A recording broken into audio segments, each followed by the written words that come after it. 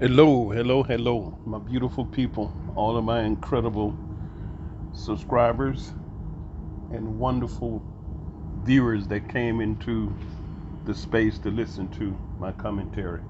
I want to say thank you. I appreciate you, all of my subscribers. In a world where there are billions of people, I got 105 subscribers. You don't even know how happy I am. Because you're regularly, according to the analytics on YouTube, the majority of my subscribers are coming in regular, listening, and we're picking up new subscribers. And so I want to ask you that if you haven't subscribed, go ahead and subscribe now. Hit the like button and also the bell for all notification that whenever I drop these videos from Israel, you can be notified. And again, I want to send special love and blessing and thank you to my precious subscribers. I really appreciate you. Today, as you can see, I'm not in the truck. Today, I got a very special treat for you. Where am I? I'm on the train leaving out of a city in the southern portion of Israel named Beersheba. Why? Why am I not in the truck? Why am I not at work? Riding up and down the road showing you Israel on the highway. Because I'm on vacation. Whoa, wow. Thank you for subscribing. Again, listen, I'm on vacation. What? Yeah, unbelievable. I'm on vacation. Why did I say it like that? Because I haven't been on vacation in over 20 years. So long, I don't know exactly how long, but I ain't been on one. Sitting at the house on an injury from work is not a vacation. If you're injured and you're out of work 3 months, insurance pays you retroactive to 3 months, 75% of what you make. But that's not a vacation, sitting at the house in pain, can't move around like you want. This is a vacation, paid vacation, money in my pocket. And what I call a vacation is rest, not running all around the planet trying to go see everything in the few days you got off, and then you come back dog tired and you need a week to recuperate. No, this is a vacation where you do just the opposite of what you do on a normal basis, getting up every day, going to work, working hard, coming home tired. Mm-mm. This is vacation where you stay in the bed as long as you want. You turn the alarm off. You don't get up on no alarm. You get up when you get ready. And you stay in the bed. You're on a vacation. Why are you getting up? Where you going? What you doing? Why are you running around? Slow down. Stop. Stay in the bed. You wake up in the morning. You may want to relieve yourself. Relieve yourself. Get back in the bed. You're resting. Doze off to sleep. Go to sleep. Wake up. You feel a little hungry. Got the munchies. Find you some food. Go back to bed. Wake up. Feel like you're rested. You're not sleeping. Watch a movie in the bed. Don't get out of bed. Stay in the bed. Because the vacation to me is resting and relaxation. Don't listen to that news and all that drama. Leave that stuff alone. But recuperation, vacation. So when you go back to work, you feel re-energized.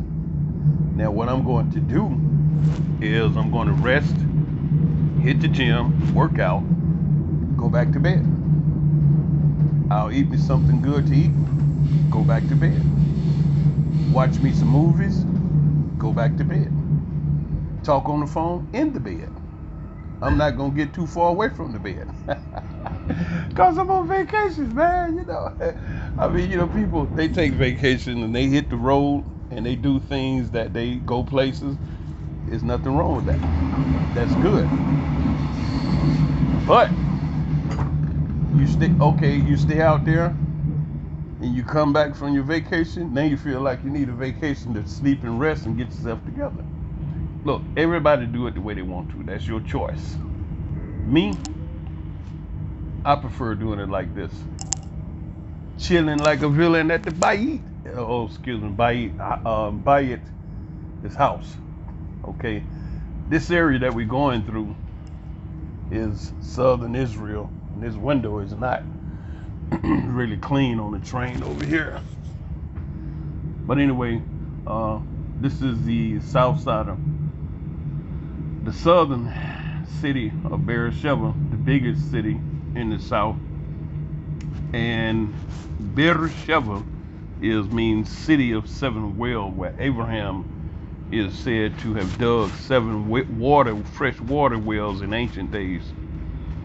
And Beer is like well, hole, Sheva. Sheva is the number 7. So we live in the city of Beersheba, the city of 7 wells. And I'm rolling on the train. It's a nice 2-story train. Very quiet, very luxurious. You know, a lot of space. I like sitting in this area because it gives you some relative, privacy. Maybe you can hear the sound of the wheels as they go around a slight curve.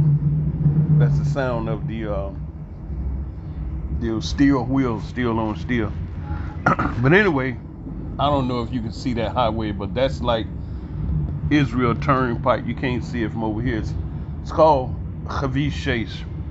Haviv Chase is Highway 6. It goes from the north to the south, and you get out there and boogie down. But you can't go too fast, because they'll get you. Even though you don't see any speed limit sign posted. You can't just go crazy out there. It ain't like the German Autobahn. You can get pretty cool though. You can get your boogie on. You do 100 out there, 110, 120. You cool. But anything above that.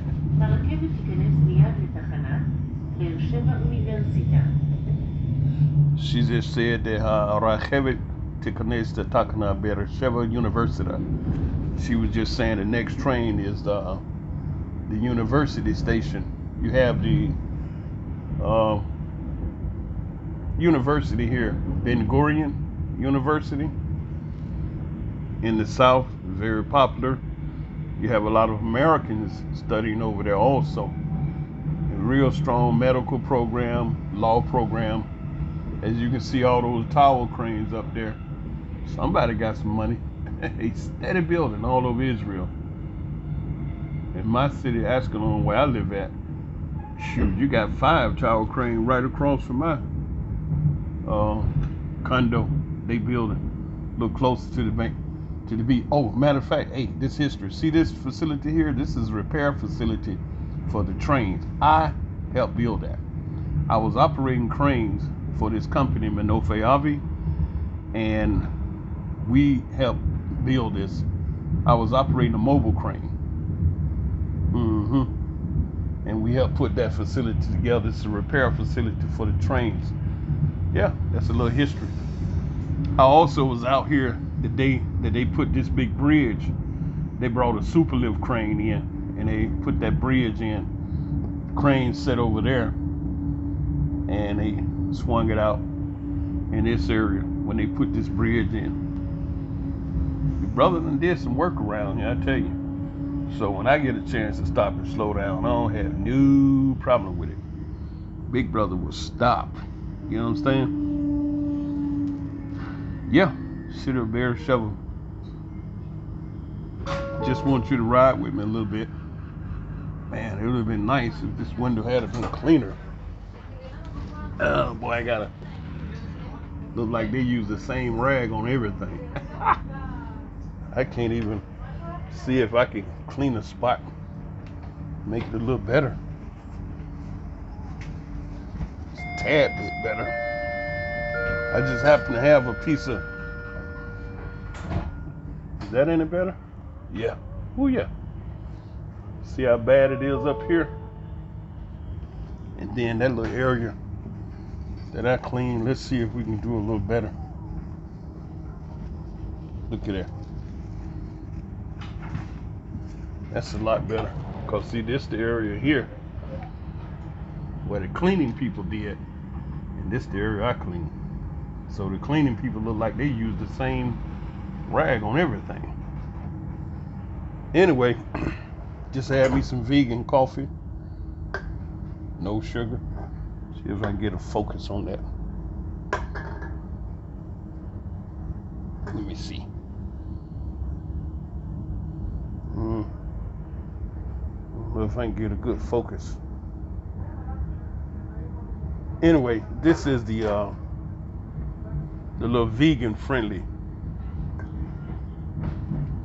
stamp on the can. Don't worry about it. Oh, okay. All right, there we go. A certain adjustment on the camera. Vegan friendly coffee. Oh, okay. Look at there. That was an adjustment on the camera. Whew, glad we found that. I don't want Israel to look that bad. It's like, you know what? But that cleaning person, woo, you need to talk to them. I had to make me a little hole so we can see proper. Anyway, there we go. That's much, much better. So we ride north out of the city of Beersheba, like I said, the city of Seven Wells. We passed through the Ben Gurion University. Ben Gurion put out some heavy hitters in the areas of academics. Some of you all probably know and familiar with the Ben Gurion University of the Negev. They teaching a lot of stuff up in there, from A to Z. You know, university. It's cool. And as you see, the weather is beautiful, nice and warm. I think it's about, feel like out there, feel like it might be hitting around 70, hitting around 75. See how dirty that window is?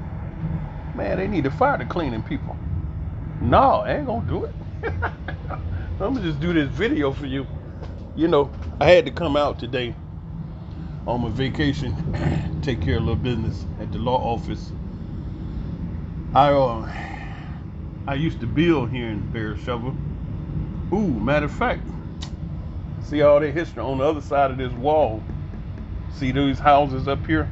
I built several of them. I was working as a contractor, and we built up in this area remote. This is area remote. And man, have it expanded over the years.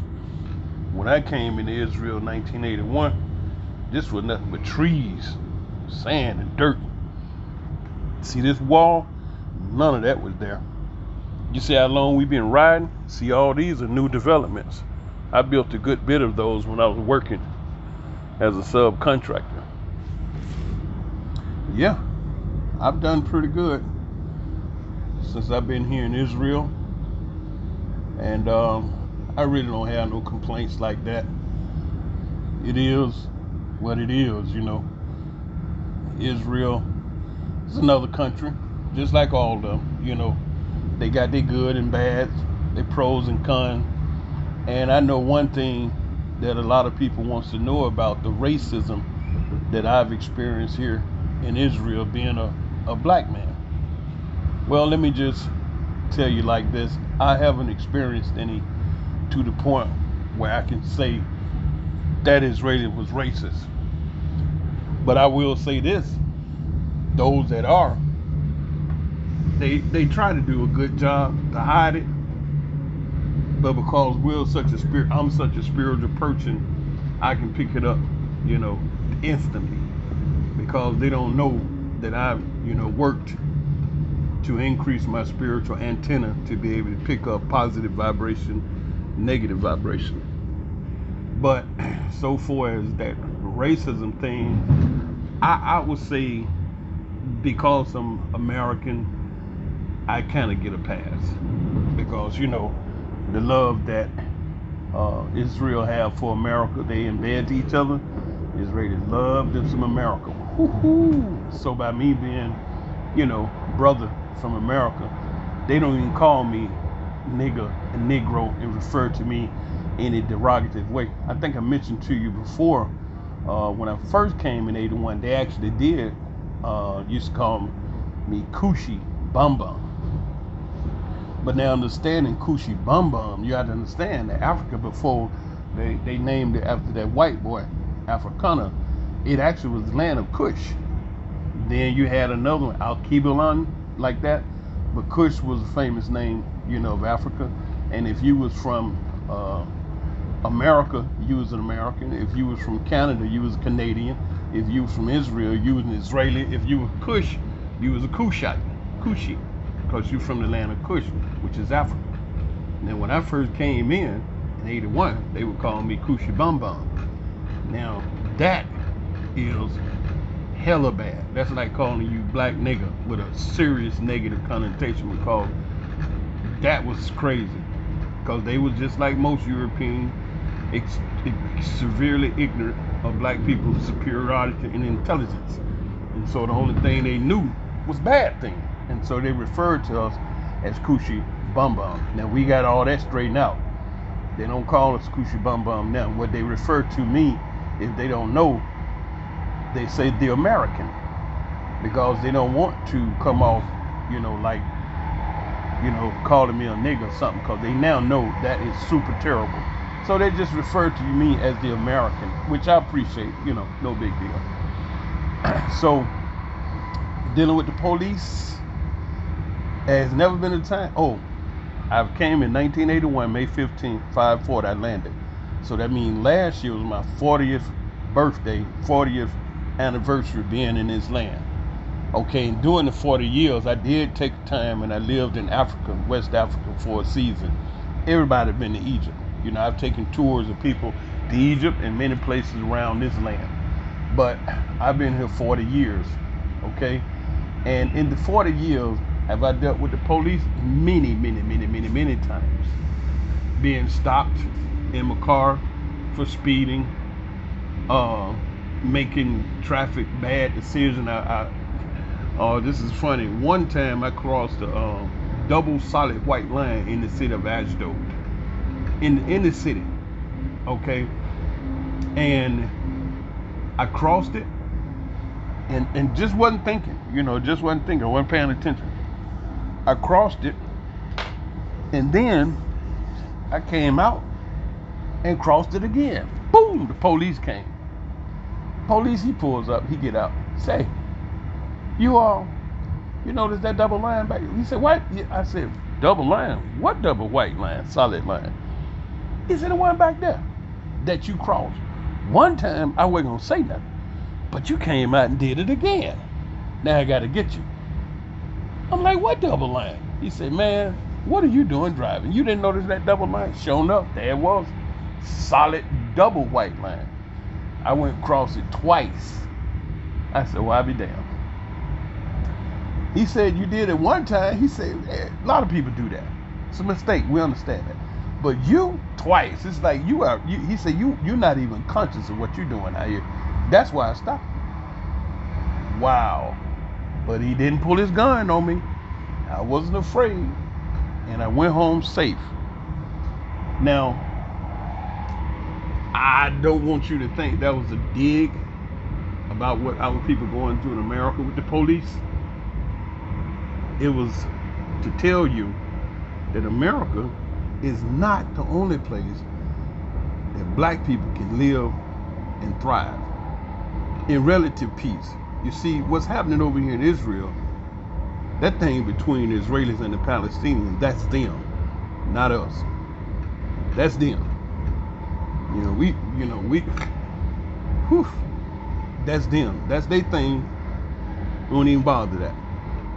The Palestinian don't bother me. The Israelis don't bother me. I don't bother the Palestinian. I don't bother the Israeli. They do what they do. That's their business. I do what I do. It's my business. Everybody get along just fine.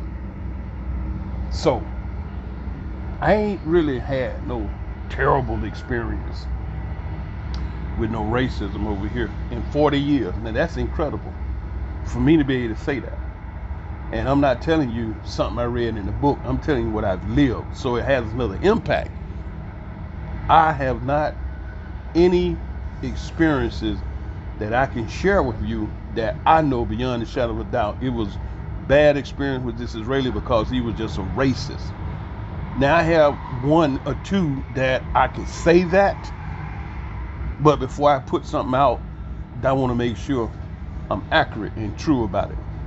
You know, you can have people just be jealous. Like I remember one time when I did start working at this particular crane company, I came in on the top because I got skills. You understand? So I didn't have to get out there and work and bust my chops like most of those operators. They come out of the military with the heavy truck license, but they don't know how to operate crane. So they get a job, work as a helper at a little pay, long hours, hard work, and then the operator slowly began to teach them how to operate. Well, that's a good financial move because the company don't have to pay an individual full salary of an operator, but he has someone in the seat that's making the crane work and doing the work of an operator, but he's getting the pay of a simple worker. And then that way they stretch them out until the company decide to go ahead and get them their license. And that may be 4 or 5 years down the road. Now I come in the door and they throw me the keys to the crane. Zam, I'm out there operating. They like, who, what? And then by me being black, it's all a shock. Because yes, there's still a lot of places here in Israel, work environment that you don't see black people functioning in. Not like in America. In America, black people doing everything from government down. But here in Israel, it's not like that. You still see how work, like that menial work, cleaning up, you see a lot of Ethiopians doing that. A lot of Ethiopians. And then here and there, you may see some Israelis, you know, in offices, but the majority of that simple work, cleaning up and all that, that's in the hands of the Ethiopian. Okay? And then the agriculture used to be dominated by the Palestinians, but they done drove them back up into Gaza. That they got a lot of people from like the Asian countries. They're here and they working out there in the field dealing with the food and stuff like that. And then in your offices, in those type facilities, you see the Israelis, you know, like the women, they behind the desk doing their thing and whatnot. But now, that's not to say that, you know, we can't do it, because you have a lot of brothers and sisters that's qualified to do all that. But this Israel is now under the control of the European Israelis, and they in control. And so they're going to look out for family. Are they wrong for that? Nope, not at all. They are absolutely not wrong for looking out for family. Why? Because that's what family do. Families look out for each other. Now, when you do it in a manner where you're being corrupt with it, that's a problem. Where you just exclusively keep your little people in there, and they could be some ding dong. Then you may have somebody that's totally qualified, experienced, that can do a much better job, and you would just keep your cousin in there because he married to, you know, your brother-in-law, because he married to your sister. You trying to make sure your sister and your niece and nephew would be cool, and keep that jackass on the job tearing up stuff. But anyway, that's neither here and there, because again, for me, you know, being the American, it really ain't been too much of nothing that I've been just totally excluded from. So for living, housing, employment, everything. Now when I was working at that crane company, I came in, you know, manager threw me the key. I went to work. He asked me, say, can you operate that crane by yourself? I said, man, absolutely. He threw me the key and I was out the door. Now, you gotta understand that crane work at this particular company is a real sought after, you know, job for people that, you know, boys that done went to school, got out with a barely passing grade, went to the military, marched up and down the mountain with a big ass gun, and came out, and then they're looking for something to do. They ain't too bright, but you know, if you give them a job, show them what to do, they can hang in there. And that's the kind of job that they go for, where they can work, get a decent salary. I mean, they ain't gonna be, you know, rich, but they gonna be all right. and they're gonna have work all the time. And so they looking for that. Now for me, when I go up in there because of that mentality, uh, they weren't necessary like I could feel it. I mean I just could feel it all over the place. And then I asked the doggone girl that's the manager of labor. I said, y'all ever had any other black crane operators? She looked at me, she shook her head, she said, nope, absolutely not. You, and only you, are the very first black crane operator we've had in this company. Company was 40 years old at the time. Donor's real cool, when he hired me. He was cool. I still have his number today. I'll be yoking on his personal cell. I remember one time called just say shalom. He was in Europe somewhere, in the bed, maybe on vacation. I called, he answered. Sounded like he was half asleep. He said, who is this? I said, Richard. Oh, how you doing, Richard? Everything all right? I said, yeah.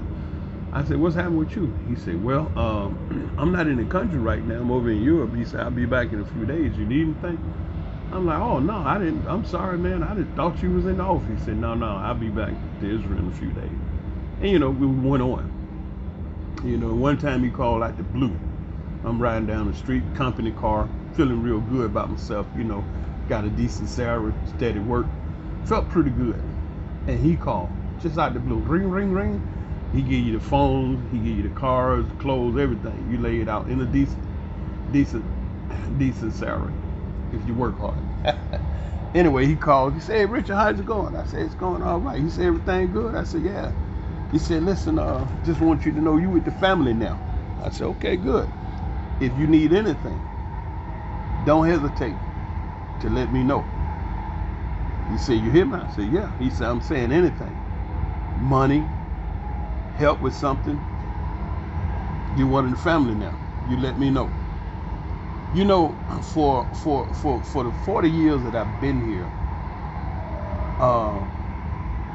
there's been some challenges, but not no challenges where I can just say, just shit on the Israelis and say these mofo, it's just a reality of living,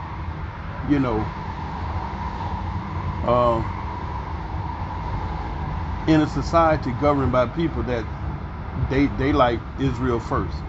When Trump was talking about America first, shit, they were way late behind Israel. Israel's like, okay, talking about the refugees coming in from Ukraine, man, the girl, she's a woman, the head dealing with that immigration, she never said right off the rip, yeah, we're going to take 1,000, 2,000. Her thing was like, look, we got to consider all of the ramification of bringing in foreigners needing assistance. We have to look at our responsibility here in Israel, and then we have to make a real assessment of just how many individuals that need help, 100% help, housing, food, clothes, shelter, that we can bring in. Because we have to remember, this is Israel, and we first have to look out for Israel's best interest. This is what she said. So it wasn't like, yo, we gonna fling our doors in, welcome a whole bunch of them in here. And I mean, you can't be upset with them because they're in control of this land. Now, I know a lot of people, they want to get off and say, oh, this is our land, all this, well, it might very well could be. I'm not doubting that. But right now, you ain't in control of it. They in control. That's the reality of it. And if you're not willing to deal with reality, it might be a little difficult for you to deal, especially if you're dealing in a false world. Okay? But yeah, that's what's cracking right about now. And how have I felt being here? I mean, in the beginning, yeah, whatever. It wasn't no big deal. But as I get further down the road, your mind changes as you get more and more mature. Not old, but mature. Your mind changes. Would I like to leave? Yeah, absolutely, because I would love to be around more of my people. I've heard enough with being in European countries around, European white people. They not my people, I'm not their people. We can kick it together, work, laugh, and joke and bullshit, but when it come down, you cut the mud, spiritual spirit, no. we miss it a whole lot. So I've had enough. I done, did what I did. I got 6 beautiful children. That's off the chain. Got a couple of grandchildren running around having fun with their life, just showing up. Baby girl, granddaughter, she running around with the cell phone and was just running through the house. Just like remind me of somebody on a daggone video game. She was running through the house with the phone, breathing and laughing, and kept the phone on her most of the time. She kept looking down in the phone like, "Am I there? Am I good?" So my children, they're all grown. Baby girl, she started the military service on the 12th of this month. I gave her a bunch of money so she can buy some things that she need for the service, t-shirts and pants and belt and socks and different things like that. I gave her, a few $100s so she can go take care of that. But other than that, you're looking at the land, southern Israel going up, you see these flowers and stuff. The weather is just absolutely beautiful today. I don't see any clouds up there. It's not too hot, not too cold. You don't need a coat, you don't need a sweater. And look like we getting into the, the good season, another year of nice warm weather. And just want to break that off to you now. This city we coming into now is Netivot. All right, now we getting up closer to Gaza. All right, and these are some of the cities that when you hear them shooting rockets in here, this is one. You got Netivot, and the other one is Sderot, and A number 1, the first one is the city I live in, Ashkelon. And some people ask me, "You're not afraid when they shooting them rockets?" Nah, I've been here for so many years going through that. It ain't even a buzz. Israel got that Patriot missile system, and I used to wonder if the Patriot missile system is working, why the hell are these rockets hitting these buildings? The Patriot missile system hits the majority of the missiles. It's not 100%, and what they do, they concentrate on the missiles that they detect going into populous areas. But like you already know, nothing is 100%, and so some of them slip through. All right, but it's not nothing I ever been afraid of. Talking about the missiles, because those are rockets. They don't detonate on impact. Like kaboom. It's like a big bullet flying through the air 2,000 miles an hour.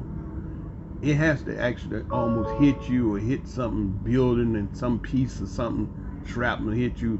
Like the last time they was throwing rockets up here, I happened to be outside one time, and one of the rockets hit a hardware store that I shop in. I know the man that owned it. I know his son, and they cool people. One day I went in there and told the boy, I said, "Listen, I need to get these spikes for these pigeons."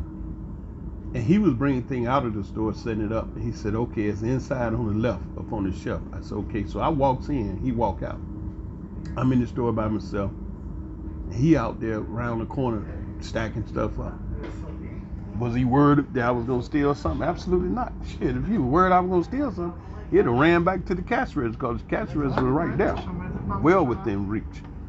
And so if that was the case, he'd have never walked out of there and left me in there by myself. Then another occasion, I go back to the same store and I say, "Listen, I need a ladder, but I don't need it to where I should buy one. I'd like to know if I could use this ladder and bring it back to you." He don't know me, I don't know him. He just seen me in there 2 or 3 times. Black guy from America. He don't even know where I live at. Don't know my name, nothing, phone number, nothing. Just a customer come in the store. He said, "Look, you can use this one." I said, "Okay, cool." I said, "What time you close?" He said, "I think 5, 6, whatever." I said, "No problem, I'll be back before you close." He said, "Good." I took the ladder, did what I had to do, came back, gave it to him, no problem. And then the last time they was throwing rockets up here, one of the rockets laying outside the store, and just the pressure. It wasn't an explosion. It was the pressure, the concussion, is what damaged the store. And his father's leg got injured. And when I got over there, I was coming from work actually, and I'm like, wow, Shazam, one hit the store. And so I went over there, and one of the sons was there. It was two sons that worked the store.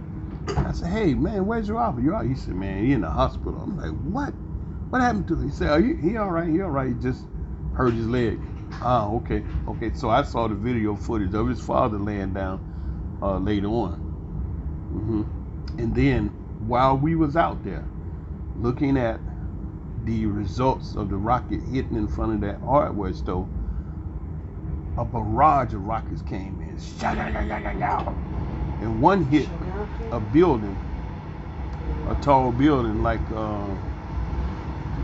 it might have been the 10th, 12th, 13th floor, and killed two women in there. They were sitting in the bomb shelter. But the rocket hit the building, and the pressure, increased so much in the bomb shelters, little pieces of cement and everything sprayed in there. It actually killed those two women in there. And so when that happened, everybody ran up the hill, the police, the emergency service, whatnot. Somebody had said, there's some people in there. And then they all go up there, and somebody said something, said, don't let nobody else up there. Got two dead people. So that particular day I was out there, man, when them rockets came, I heard them. And I've been hearing them for years. And I'm going to tell you something. They don't up their game. Those rockets that I heard, they came in like they had an attitude on them, a bad one. They were so loud, bam! I'm like, what the hell? But they didn't detonate on impact. I'm like, damn, something different. And sure enough, I found out that I think it was oh man, I forgot what country they announced that they had been helping the Palestinians get these particular rockets. Okay, and they was more powerful and faster. I said, I knew it. They were louder and faster, and they was hitting harder. But it was just like a big bullet, just like throwing a big bullet. The bullet, it has to hit you to kill you, or it hit something, the ricochet or something like that, something like that. So I said, damn, they don't up their game, boy. So no, that don't bother me, cause it's like every 3 years, 4 years, here they come. It's like the Israelis give them money, they get out of money, they run out of money, and then the bombs start. Then they start. It's just a cycle. And at the end of the day, you're supposed to know, it's all about the Benjamin, man. It's all about the money. Ain't anybody trying to do all that, but that's what it's about. I say, oh, they must done got broke. Cause everybody dropping some change. They all down there. That shit is crazy. Cause I told you we built that wall around Gaza. Man, it's ignorant down there. It's like an open air prison. It is. Israel control every single thing go in and out that country, from electricity to water, everything in between, toilet paper, food, everything. When I say everything, I mean everything. And hell, if they could control the air, they would control that too. That noise is when they go through the door. Right down there is the tires. And so until the door closed, that's that background noise you hear. Yeah. So yeah, man, that's some serious drama down there. Israel controlled absolutely everything down there. And it's a hot spot. It's a lot of people on Israel's side, a lot of people on the Palestinian side. Hey, I'm working and living, but yep, I'm seeing my last days over here. I've had enough. I really had enough. Do my children want to leave? I never asked them that question like that. I will, but they know I want to, relocate. And they was like, hey, wherever you go, as long as we can come visit, whatever like that. I leave that on them because see, they were born and raised here. They speak the language absolutely fluent. They got connection. They know people. They make things happen. They not on drugs. They don't smoke cigarettes. They don't eat meat. They not wilding out, acting a fool. I've never gotten a call from the police about none of my 6 children. They're all working jobs, doing good. The two oldest, the oldest boy, he's married to a sister from Brazil. They got a little son, and then my oldest daughter, she's married to a brother from Texas, United States. They got a little daughter, so they doing good. And the others, they working, doing their thing. They doing real well. And so whether they want to stay here, that's on them. I wouldn't have a problem with it because they're older now. Nobody's in diapers, nobody's little, all of them grown, and they doing their thing. So, yeah, I was married to their mother for 22 years. She's from Texas and I'm from, Atlanta, Georgia. We met over here, had a great time. It was a good 22 years. It was interesting to say the least because we were a part of the Hebrew community, but we decided to put that in our rearview mirror and go on with life. A certain irreconcilable difference between the way we think and the way the community was operating. Now, I'm not going to throw no dirt on them because there are a lot of brothers and sisters that's still part of the community, and I'm going to leave that there, because everybody have the right to pick and choose what they want to do in their lives without being cohorts, how you say it, cohorts. Stop. Yeah, I told you I was born in Atlanta, Georgia. Don't bother me. Everybody got a right to pick and choose, what they want to do with their lives without being, forced into doing something that they really don't want to do. If it's not in your heart and soul, you're not feeling it, you're not happy with it, don't do it. You know what I'm saying? Do what makes you feel good. And be around people that think like you. Stop out here trying to save the devil and turn the devil into an angel. That ain't gonna happen. Get with the people that think like you and be with them. And go ahead and do what you're gonna do. All right, now this is a city, Sderot. This is another city. Matter of fact, Gaza is right over there. You can't see it, but yeah, Gaza City is right over there, and this city here, see some more cranes up there. This is Sderot. This is one of the second major city that a lot of those rockets fall into. And the next city is the city I live in, Ashkelon.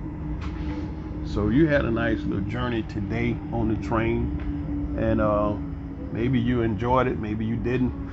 I think you did. It was interesting because a lot of times, we have people that, like to know and see the inside of some of these different countries. And, it's real. I mean, they people doing what they do. You can agree with them, disagree with them. They do it. They make it happen. They get it done. Like I remember I worked on this job. I was a crane operator. And they had workers here from Israel. We was building in the Beersheba. Some 2 twin towers. They was 17 stories each. And they had the workers from Moldova. Never forget this. Never forget this guy. This guy was their manager, and his name, it's amazing. I can remember his name. His name was Eliutza.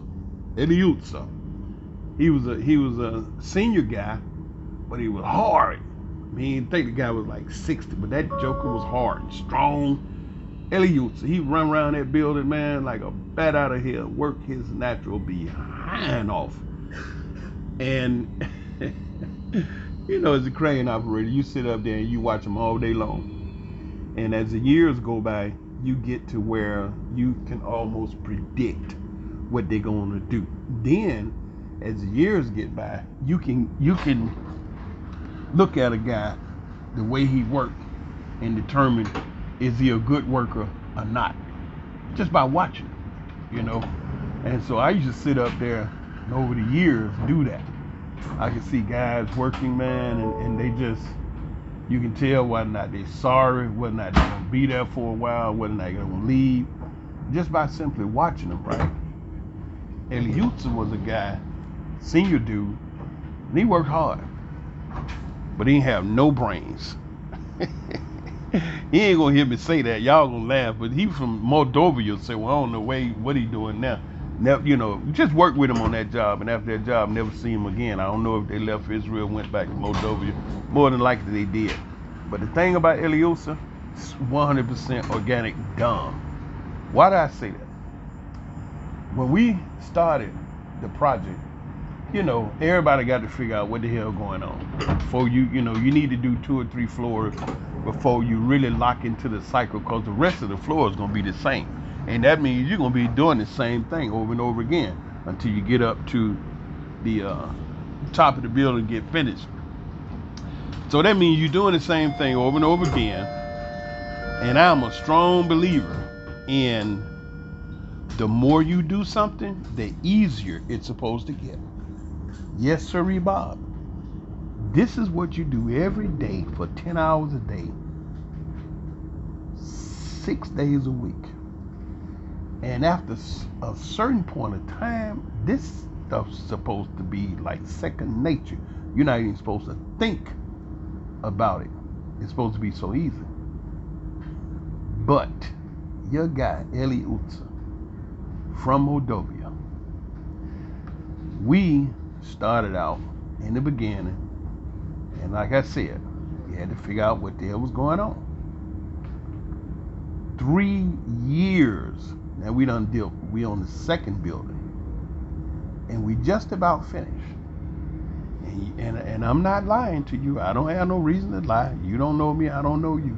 I'm just sitting here on the train going back to my condo by the beach in beautiful weather in Israel. So I don't have no reason to lie to you.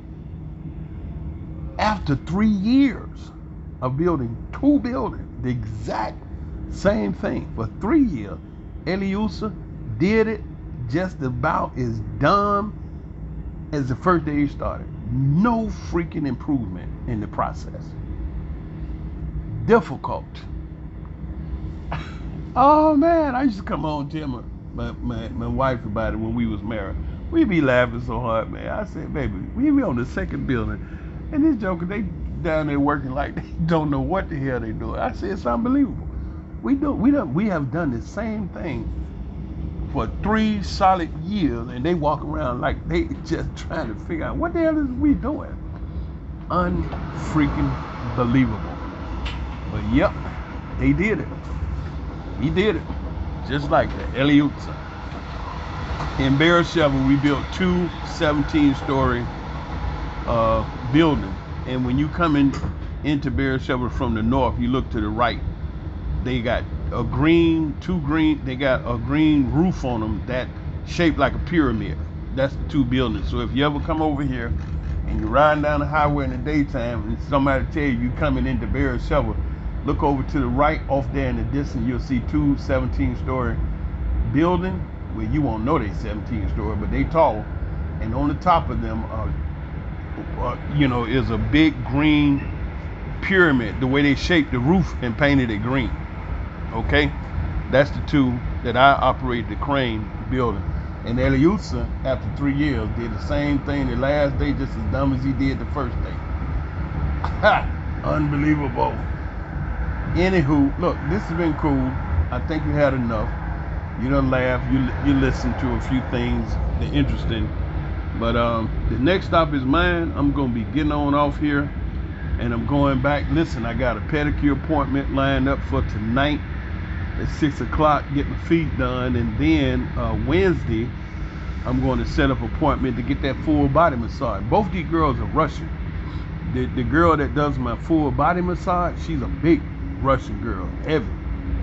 She do a good job, and her oil, I really was impressed. Her oil smells real good. The oil that she used on me is not too thin, not too heavy,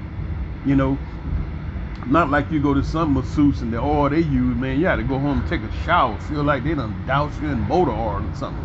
But her oil, the viscosity of it, the weight is nice. It's heavy enough that it lubricates her skin and my skin so it don't be dry and it be rough sliding over my skin. But it's thin enough that once she finished, it's like absorbed into the skin and it smells good. But anyway, this is the first time I'm going to the pedicure. It's a girl named Ina, Russian girl. She lives in the neighborhood too, not far away from my house. And my full body masseuse, she stays also not far away from my house. I just jump on my e-bike, skirt over there, and get the service, and get on back to the house. So after I get that foot massage tonight, the pedicure and whatnot, I'll be back in the bed. Anyway, I enjoy saying these words with you again. I love you, and I do. From a distance. I don't know you. I love you because you're a member of the human family on this planet, and I know you do have a good heart because, believe it or not, 99% of the people on this planet are actually good people. All this drama and pain and suffering, agony are because your leadership doing dumb stuff. Just like Maxine Ward out there in America, she went out there in LA to talk to the homeless people, and this dumb dingbat, old as she had a nerve to open her mouth when they was hitting her with real questions she didn't have no answer to. She got arrogant and said some dumb stuff to the homeless people. Said, what I need, y'all, I just want everybody to calm down right now and go home. And we gonna figure this. They're like, what? Woman, we homeless. That's why we, So anyway, that's why the world jacked up. Not because of the people, because of the lying ass leadership that's doing all these things, that's making the lives of the people miserable. That's why. You're talking about a regime change? Man, hell, you need to change every single leader in every single country and put people up in there that's been working in that Amazon fulfillment center for $15 an hour, busting their chops. You need to put people in construction sites that's out there in that hot sun. You get a cross section of workers and let them be the governors, and everybody gonna be cool because they can relate to it. Maxine Ward was so daggone out of touch going out there in LA to speak to a bunch of homeless people looking like everybody's money, designer shoes, designer clothes, all pretty and clean and neat. And all these people been out here, probably ain't had a bath since a bath had them, and ain't got no new clothes and ain't even expecting to have none. Ain't had nothing to eat, don't know what they gonna eat. And she coming out there like she just left out of the Taj Mahal. Damn dumb. Man, if I'd have went out there to talk with them people, I'd have dressed down, put a t-shirt on, pair of jeans and some shoes, and went on out there and shut my mouth and listened. She didn't want to hear the people. And see, that's what's wrong with the world leadership. They sitting up there thinking they so damn special and smart, know all the damn answers, just as dumb as they could be. They don't want to hear nothing from the people. Now they went around talking about, we need to kill so many people, too many people in the world. Who the hell gave you that thought? Evil, just rooted in evil, man. I mean, ain't nobody bothering you. Look, I've been here 60 years, and I honestly can admit, I don't know nobody that I ever met and that I'm around today that's looking to do something illegal. I ain't even talking about bothering nobody. I'm just saying illegal. I don't hang with those kind of people. And those people don't know nobody that's doing this. So who the hell do it? The government. Lying, cheating, and stealing. Anyway, yeah, I do love you because you're part of this beautiful human family. But how much do I love you? See, that's the key. Oh, I love you from the basement of my heart all the way up to the attic of my mind. That's deep and high. I love you 24/7. That means I love you all the time. Shalom.